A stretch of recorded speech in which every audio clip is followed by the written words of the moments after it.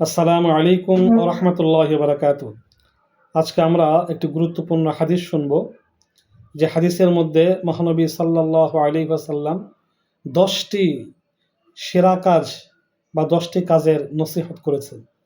হযরত মুআয ইবনে জাবাল রাদিয়াল্লাহু আনহু তিনি আল্লাহর রাসূলের কাছে একদিন জিজ্ঞেস করলেন, আন মুআয قال قلت يا رسول الله أخبرني بعمل يدخلني الجنة ويباعدني من النار قال لقد سألت عن أمر عظيم وإنه ليسير على من يسره الله عليه تعبد الله ولا تشرك به شيئا وتقيم الصلاة وتؤتي الزكاة وتصوم رمضان وتحج البيت ثم قال ألا أدلك إلى آخر الآية।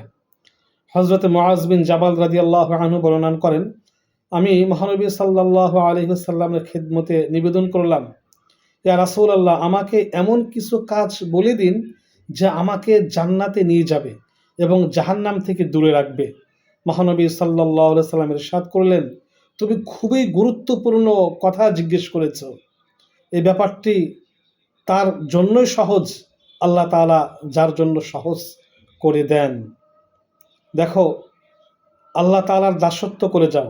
1 নম্বর 10টি নসিহত করেছেন, তার 1 নম্বর হলো আল্লাহ তাআলার সাথে দাসত্ব করে যাও, আল্লাহর গোলামি করে যাও। আল্লাহর সাথে কাউকে শরিক বা অংশীদার কখনো করবে না। 2 নম্বর, ঠিকমতো ফরজ নামাজ আদায় করো। 3 নম্বর, যাকাত প্রদান করো।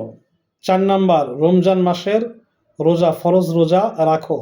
5 নম্বর, বাইতুল্লাহর হজ করো। মহানবী সাল্লাল্লাহু আলাইহি ওয়াসাল্লাম বললেন, আমি কি তোমাকে কল্যাণসমূহের দরজা সম্পর্কে অবগত করব না? তিনি বললেন, ইয়া রাসূলুল্লাহ, অবশ্যই। আল্লাহ রাসূল বললেন, জেনে রাখো, রোজা ঢাল স্বরূপ, পানি যেমন আগুনকে নিভায়। 6 নম্বর, দান সদকা সেরকম পাপসমূহকে মিটিয়ে দেয়। 6 নম্বর হলো দান সদকা করা, এটা পাপসমূহকে মিটিয়ে দেয়। 7 নম্বর, অর্ধরাতের তাহাজ্জুদ নামাজ পড়া, এটা হলো গুরুত্বপূর্ণ একটি ইবাদত।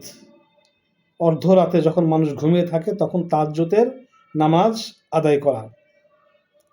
8 নম্বর, আল্লাহ রাসূল আরও বলেন, আমি কি তোমাকে দিনের মস্তক, স্তম্ভ ও শীর্ষের কথা জানাবো না? জেনে রাখো, দিনের মস্তক হচ্ছে ইসলাম, স্তম্ভ হচ্ছে নামাজ। এখানে 8 নম্বর ফরজ নামাজ ছাড়া অন্যান্য নফল নামাজের কথা বলা হয়েছে। 9 নম্বর, আর শীর্ষ হচ্ছে জিহাদ। ইসলামের সবচেয়ে উপরস্থ চূড়া হলো জিহাদ, সবচেয়ে গুরুত্বপূর্ণ ইবাদত হলো জিহাদ। আল্লাহ রাসূল আরও বললেন, আমি কি তোমাকে সেই জিনিস জানাবো না যা উক্ত সমস্ত প্রকার নেকির মূল, একদম মূল যে কাজটা? তিনি বললেন, হ্যাঁ ইয়া রাসূলুল্লাহ, আপনি আমাকে সেটা মেহেরবানি করে জানাবেন।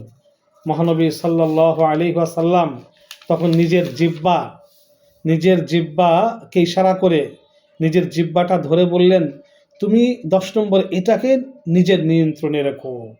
10 নম্বর হলো জিহ্বাকে নিজের নিয়ন্ত্রণে রাখা, কারণ এটা হলো সমস্ত পাপ পুণ্যের মূল।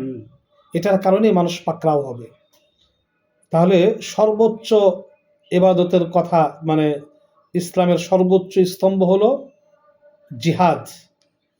আর জিহ্বাকে নিয়ন্ত্রণ রাখার ব্যাপারে সর্বাপেক্ষা গুরুত্ব আরোপ করা হয়েছে।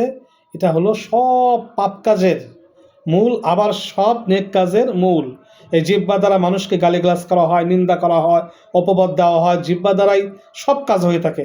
সুতরাং জিহ্বা হেফাজত করা খুবই প্রয়োজন। যে জিহ্বাকে হেফাজত করতে পারবে তার বাকি সমস্ত নেক কাজ করা সহজ হয়ে যাবে, পাপ কাজ থেকে বিরত থাকাও সহজ হয়ে যাবে। আল্লাহ পাক আমাদেরকে তৌফিক দান করুক, আমিন।